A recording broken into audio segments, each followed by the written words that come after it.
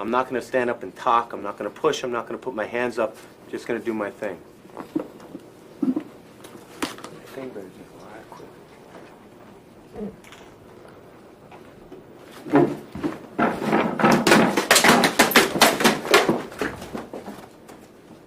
Now, as you notice, Joe could have been a better fighter than me. I don't know. I never gave him that chance. I never put my hands up. I never got into a stance. I just started with a headbutt and ended it. Remember, firstest with the mostest is the bestest.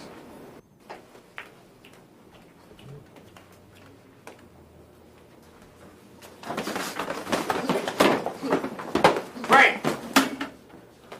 Now what you're going to see here is the same scenario. The only difference is I'm going to split the people up. I'm not going to fight two people at once. I'm going to get my first good shot in, and I'm going to do a straight blast. The best thing about a straight blast is it splits people up when you have a mass attack.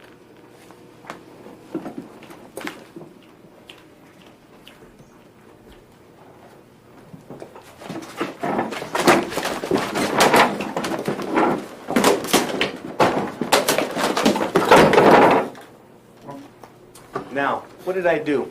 I didn't fight two people at once. I didn't stay in the middle, hit one person, and then come back and hit the other guy. By straight blasting Ron, that gave me the latitude to back up, get my hands up, and fight the next bad guy. Rule number 2, fight one person at a time. In this particular case, I have an ashtray at my disposal. That's going to be my weapon for Bob. After the ashtray, I'm going to go straight to Trevor. I'm done with Bob. Okay, fellas, on my mark. And go.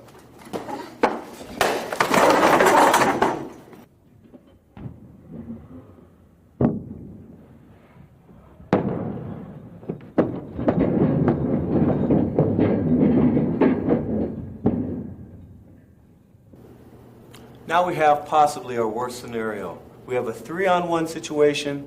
We have no room to move. I have two people here. I have one guy here. I'm going to try to take this guy out and get away from these two. I'm going to zone away from these two people. So the first thing you have to know when you're fighting three people is you got to hit first. You got to get a weapon.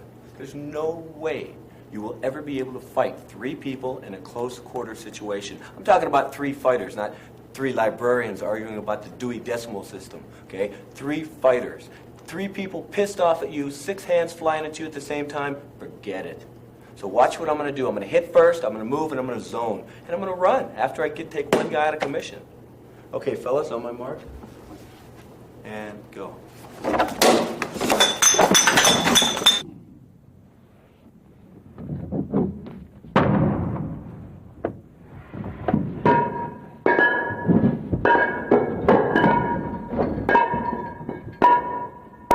Now this next round is going to be 5-on-2. This is basically a no-win scenario.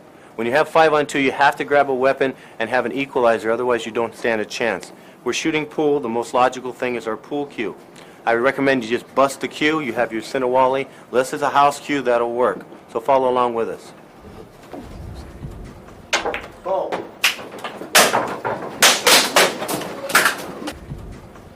Ball.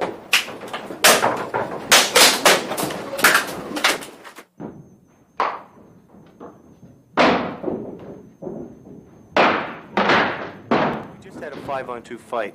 As you saw in a 3-on-1, when everybody swarmed on Diallo, you stand no chance whatsoever. So our only prayer would have been to grab a stick, grab any kind of equalizer, which is what we did. Now in this next scenario, Shram and Chris are going to end up on the ground. At that point, it would be a good idea to know how to ground fight.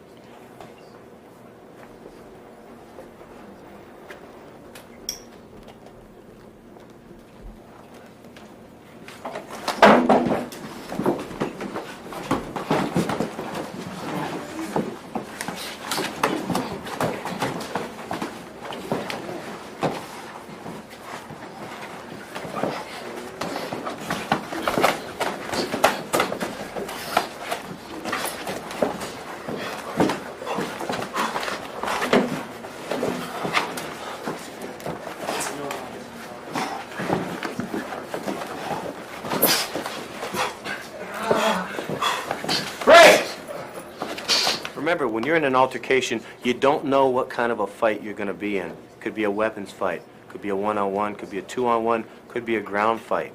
So none of this information is available to you until the time comes. So therefore, you have to have the ability to flow.